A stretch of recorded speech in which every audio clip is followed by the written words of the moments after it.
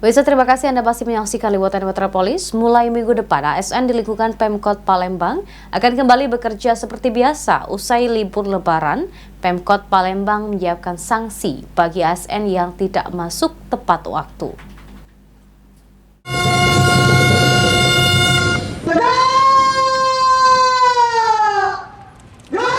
Libur panjang Lebaran Idul Fitri 1446 Hijriah akan berakhir minggu ini. Seluruh aktivitas pekerjaan akan kembali berjalan normal seperti biasa, mulai minggu depan termasuk para aparatur sipil negara ASN. Pemkot Palembang sendiri sudah sejak jauh hari menghimbau para ASN untuk tepat masuk usai jalani libur panjang Lebaran. Sekda Palembang Aprizal Hasim yang dijumpai dalam kegiatan mengungkapkan jika saat hari pertama kerja pihaknya akan melakukan sidak ke beberapa instansi untuk mengecek keberadaan para ASN. Jika nantinya ditemukan ada ASN yang masih bolos usai Lebaran, akan dikenakan sanksi mulai dari ringan, sedang hingga berat. Mulai libur, itu pasti akan menerima sanksi tegas dari kami.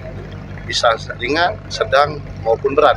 Artinya bisa dikurangi TPP bagi mereka yang tidak masuk atau melampau ke liburan. Karena kita sudah banyak waktu yang tersita dalam pelaksanaan pelayanan dasar masyarakat yang ada di Kota Palembang. Sebelumnya Sekda Palembang telah melakukan sidak saat sebelum libur Lebaran. Hasilnya ditemukan sejumlah ASN yang bolos bekerja. Tim Liputan PAL TV.